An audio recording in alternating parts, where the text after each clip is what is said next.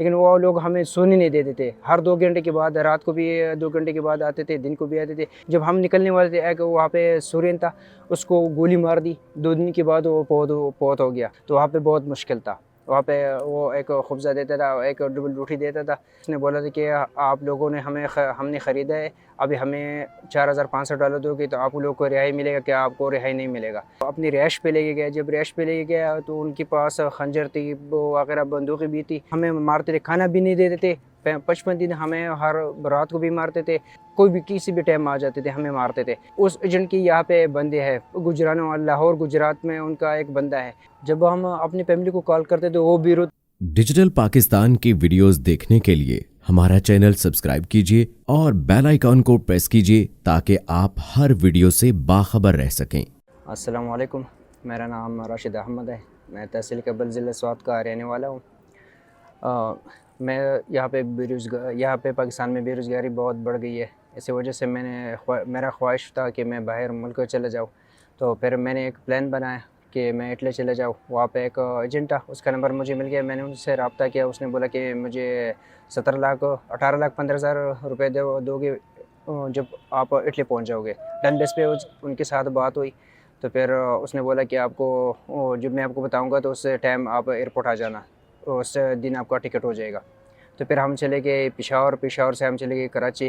پھر کراچی سے ہم چلے گئے سعودی عرب سے چلے گئے مصر سے چلے گئے لیبیا بنغازی ایئرپورٹ سے ہم نکلے.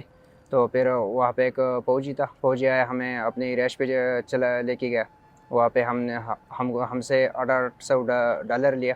پھر وہ آگے 900 کلومیٹر آگے ہمیں ایک جگہ پہ پہنچ گیا, سیرت ہے, اس جگہ کا نام سیرت ہے.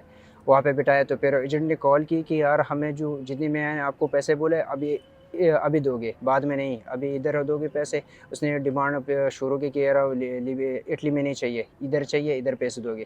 تو پھر اس نے ہمیں بولا کہ یار پیسے دو گے تو ادھر سے آگے جاؤ گے, اگر پیسے نہیں دیے تو ادھر رہے ہوگے. تو ہم نے پھر گھر والوں کو کال کی.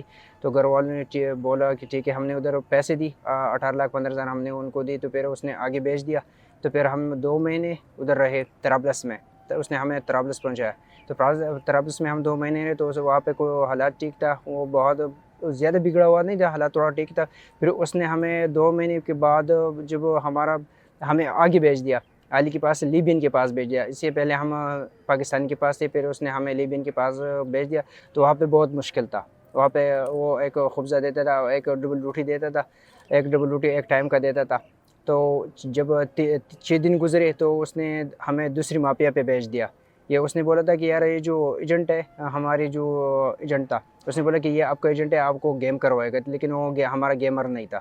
اور اس نے ہمیں دوسری مافیا پہ بھیج دیا. ہم ان کے ساتھ 4 دن رہے. جو مافیا تھا, اس کا گینگ تھا, اس نے بولا تھا کہ آپ لوگوں نے ہم نے خریدا ہے, ابھی ہمیں $4,500 دو گے تو آپ لوگوں کو رہائی ملے گا, کیا آپ کو رہائی نہیں ملے گا.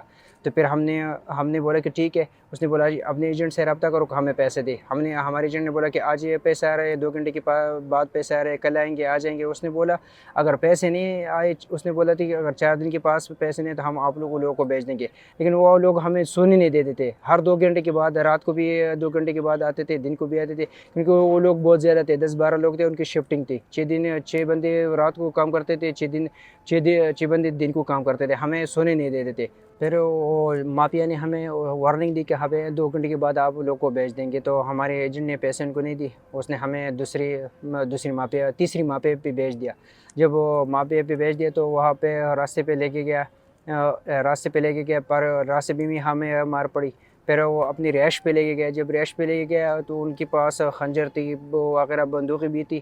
تو ان لوگوں نے ہماری تراشی لی کہ آپ کے پاس موبائل ہے, پیسے ہے, نکالو. ہمارے پاس تو کچھ بھی نہیں تھا. پھر انہوں نے ہمیں مارا. پھر جب روم میں اندر لے گئے تو وہاں پہ مصری تھی, سورین تھی, بہت لوگ تھے, پاکستانی بھی تھی, سوڈانی بھی تھی, نائجیریا والے بھی لوگ تھے. پھر اس نے بولا کہ ہمیں مارتے تھے, کھانا بھی نہیں دیتے تھے. 55 دن ہمیں ہر رات کو بھی مارتے تھے. رات کو 2 بجے آتے تھے, ہمیں مارتے تھے. وہاں پہ واش روم نہیں تھا, واش روم ٹیک نہیں تھا, وہ ہمیں پیشاب کا جگہ نہیں تھا. دن کو بھی آ کے مارتے تھے, رات کو بھی آ کے مارتے تھے. وہاں کوئی ٹائم نہیں تھا ان کو مارنے کا, کہ کوئی بھی کسی بھی ٹائم آ جاتے تھے, ہمیں مارتے تھے.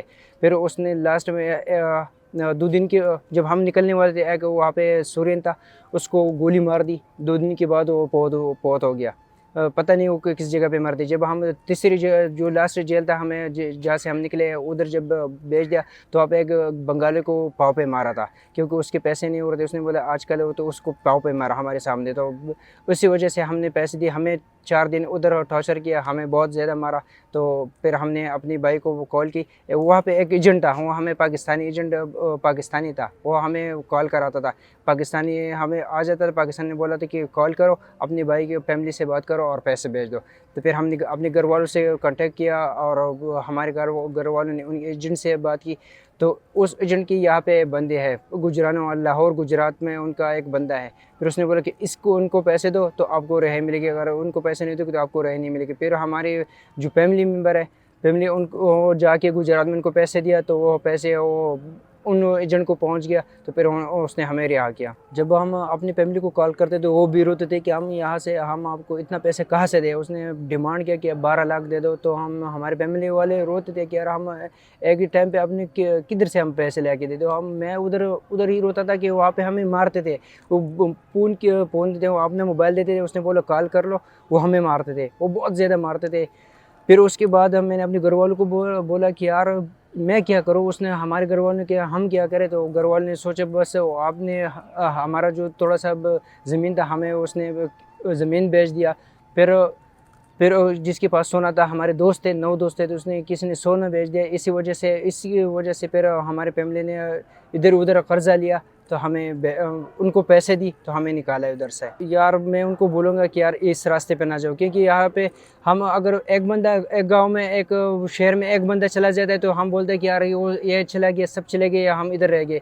नहीं यार, ये सही नहीं है। एक बंद इसके पीछे हम 50 लोग गर्क हो जाते हैं। एक बंदे के पीछे हम 50 लोग गर्क हो जाते हैं, क्योंकि एक बंदा पहुंच जाता है बहुत मुश्किल से, और फिर जो 50 पीछे चले जाते हैं वो फंस जाते हैं। तो यार इस तरह ना करें, क्योंकि फैमिली भी मुश्किल में पड़ जाते हैं, और बंदे तो खुद भी मुश्किल में पड़ा होता है, लेकिन फैमिली को भी मुश्किल में डाल देता है।